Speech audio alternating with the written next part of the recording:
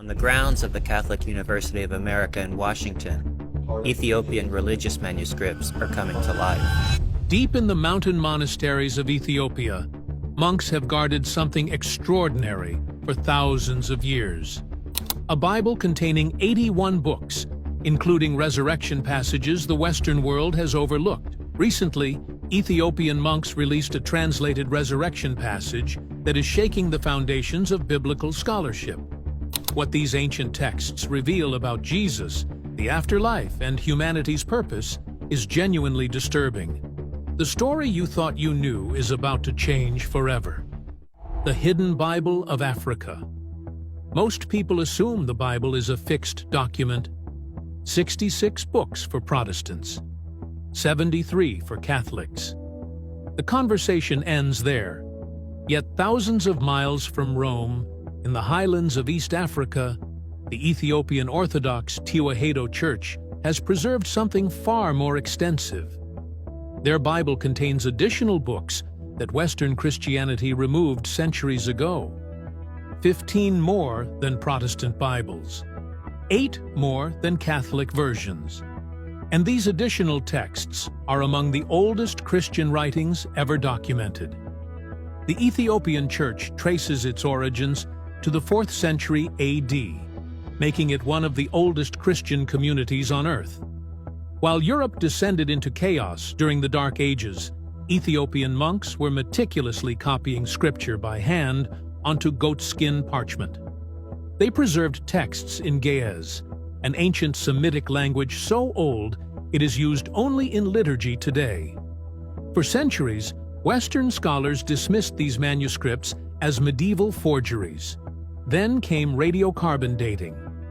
In 2010, scientists at Oxford University tested the Garima Gospels, manuscripts discovered in an Ethiopian monastery. The results stunned the academic world. These texts dated between 330 and 650 AD, making them potentially the oldest illustrated Christian manuscripts in existence. Older than the famous Rabula Gospels of Syria, older than anything in the Vatican's collection. The Garima Gospels survived Muslim invasions, Italian colonization attempts, and centuries of isolation in a remote monastery near Adwa. The monks who protected them believed they were guarding sacred relics created by Abba Garima himself, one of the 9 saints who brought Christianity to Ethiopia in the 5th century. According to monastery tradition, he completed the entire illustrated gospel in a single day, because God stopped the sun from setting until he finished. What makes the Ethiopian canon so controversial is its inclusion of texts that early Christians once read widely before they vanished from Western Bibles. Books like Enoch, Jubilees, and the books of Maccabean. These writings were quoted by early church fathers. They were referenced in the New Testament, yet somewhere along the way, they were removed from the Western canon and largely forgotten. Ethiopia kept them, the Book of Enoch and the Watchers. Among the most explosive texts preserved in Ethiopia is the Book of Enoch. This ancient writing claims to record visions received by Enoch, the great-grandfather of Noah. Western Christians may recognize him from Genesis, which states that Enoch walked with God and then was no more, because God took him. The Book of Enoch expands dramatically on this brief mention. According to Enoch, the corruption that led to Noah's flood began with a group of angels called the Watchers. These were celestial beings assigned to observe humanity. Instead, they abandoned their posts in heaven, descended to Mount Hermon, and took human women as wives. The text names their leaders: Samyaza, Azazel, Barakiel, and others. 200 angels in total conspired together in this cosmic rebellion. The offspring of these unions were called the Nephilim, giants who consumed vast quantities of food and eventually began devouring humans themselves when crops could no longer sustain them. The Book of Enoch describes these giants as monstrous beings whose violence corrupted the entire earth. They are mentioned briefly in Genesis 6, but Enoch provides extensive detail about their origins and destruction.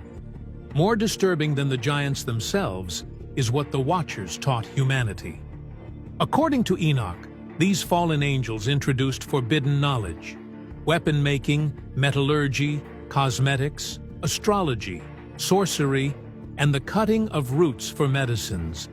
Azazel, in particular, is blamed for teaching humans to forge swords and shields.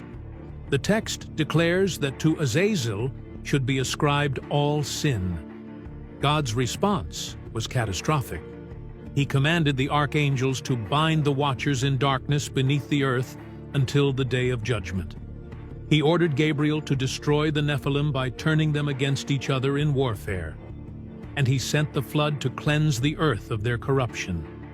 The Book of Enoch presents the flood as divine surgery, removing a spiritual infection from humanity. This text was well known in antiquity.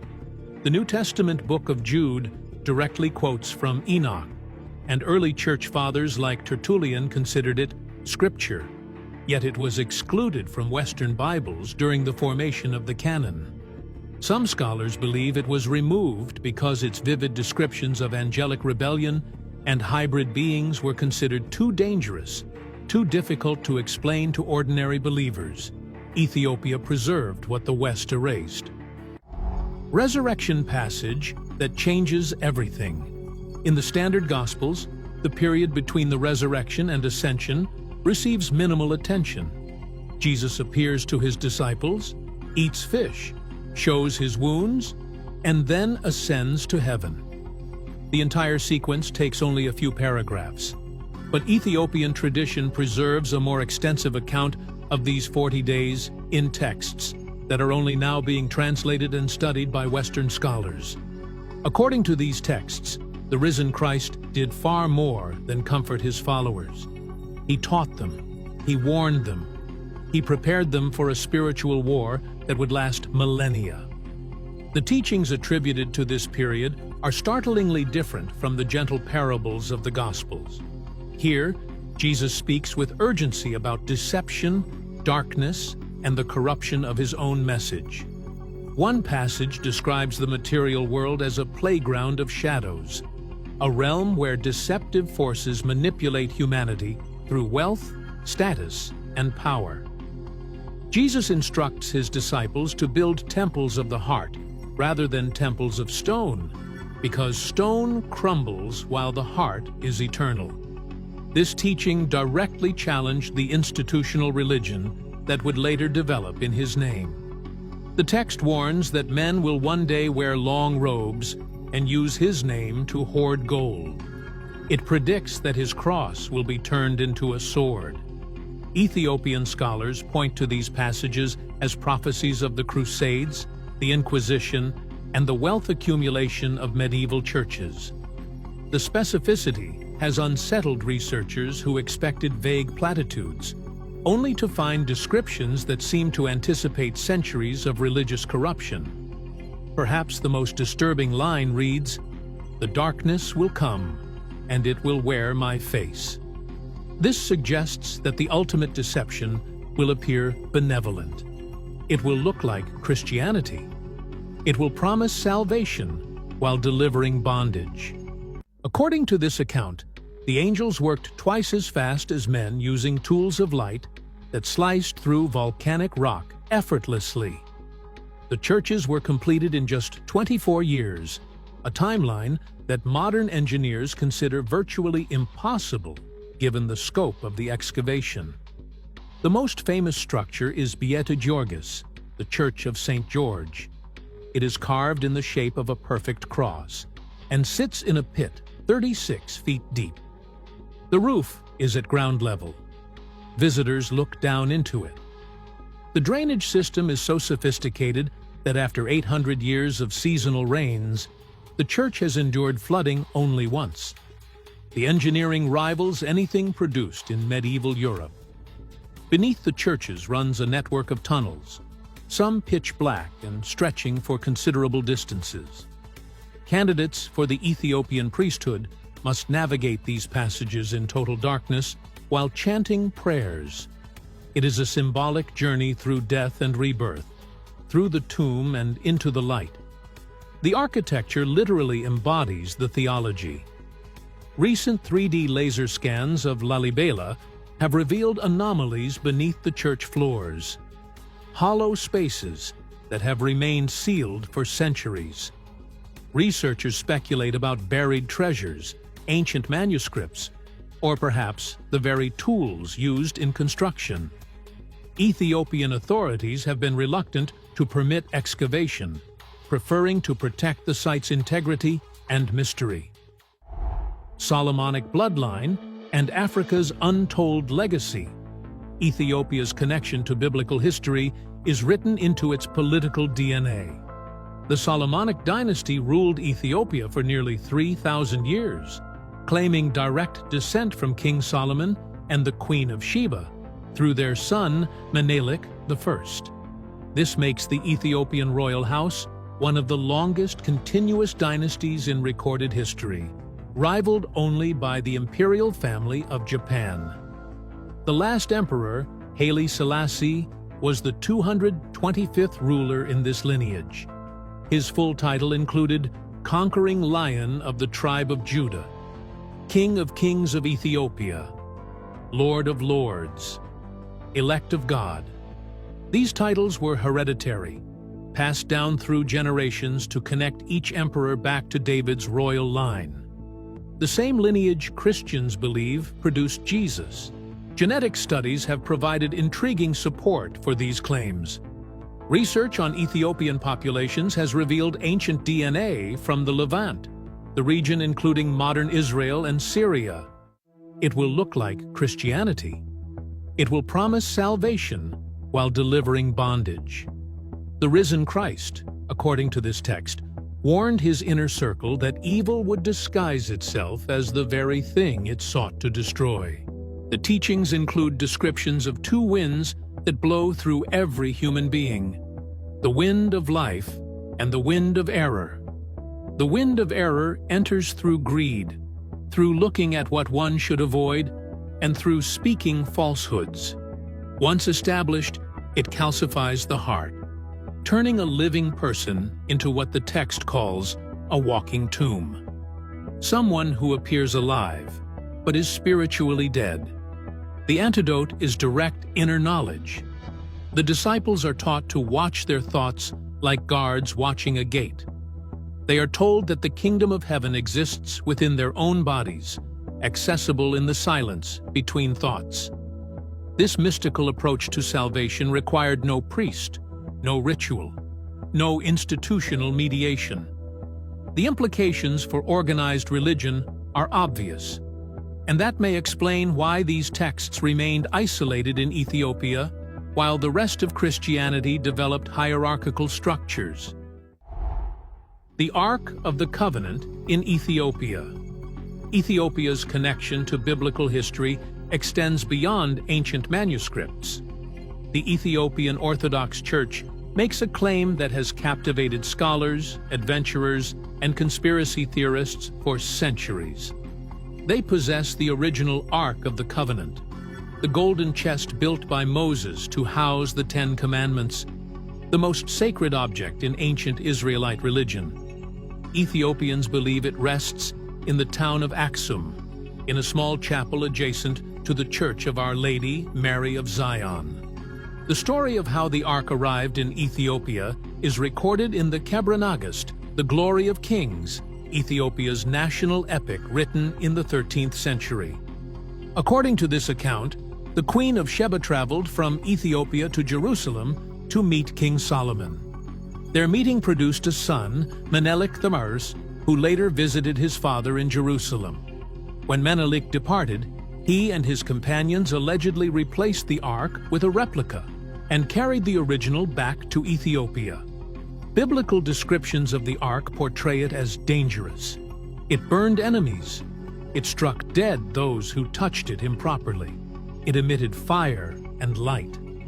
These effects have led some researchers to speculate about advanced ancient technology, perhaps something that produced radiation or electrical discharge.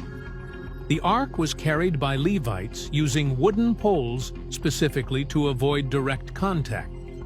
Today, the ark in Axum is guarded by a single monk who dedicates his entire life to its protection.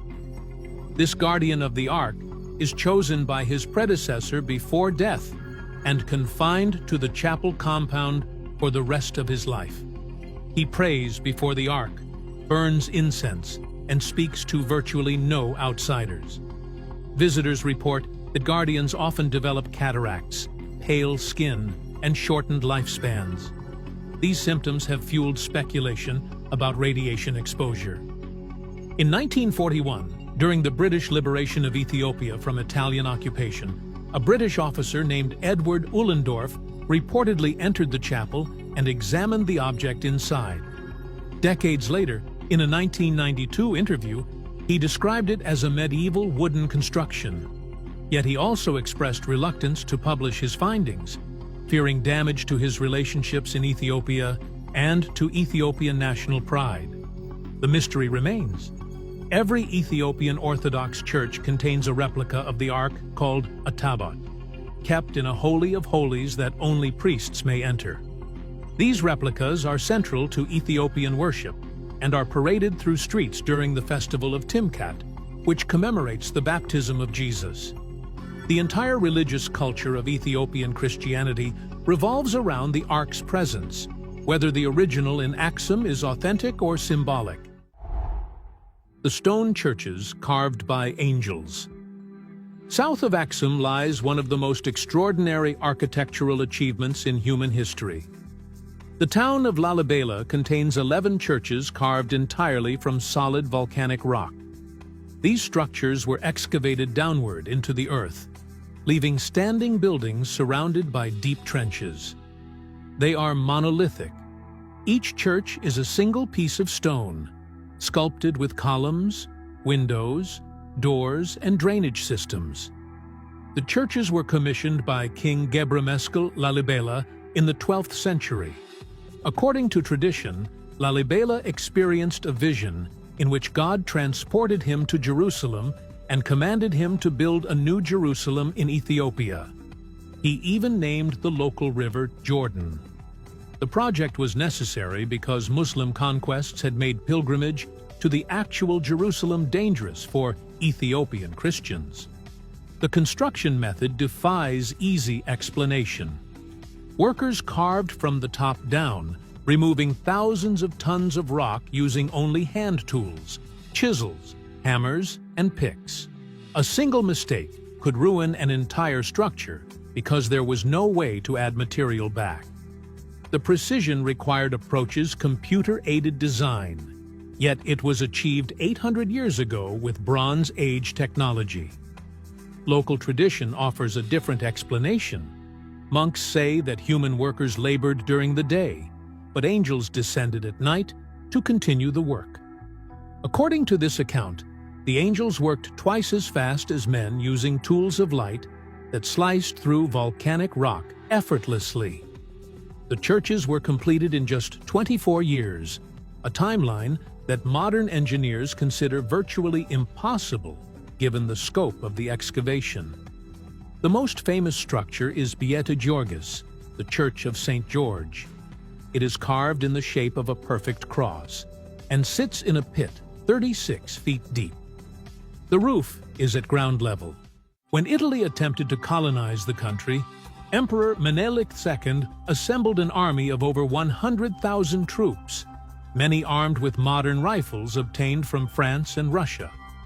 At the Battle of Adwa, Ethiopian forces crushed the Italian colonial army. Over 6,000 Italian and colonial troops died. Nearly 4,000 were captured. Adwa made Ethiopia the only African nation to successfully defeat a European colonial power in open battle. While the rest of the continent was carved up by European empires, Ethiopia remained independent. Local accounts attribute divine assistance to the victory. Some whisper that the Ark of the Covenant was brought near the battlefield, releasing power that turned the tide. St. George, Ethiopia's patron, is said to have ridden with the troops. For Rastafarians in Jamaica, and around the world, Haile Selassie represented the return of the Messiah. The title Lion of Judah appears in the Book of Revelation, and they saw its fulfillment in the Ethiopian emperor. Whether divine or human, Selassie connected African diaspora communities to biblical prophecy in ways that European Christianity had obscured for centuries. Why these texts are emerging now? For millennia, the Ethiopian texts remained inaccessible to most of humanity. They were written in Ge'ez, a language understood by few outside Ethiopian religious scholars.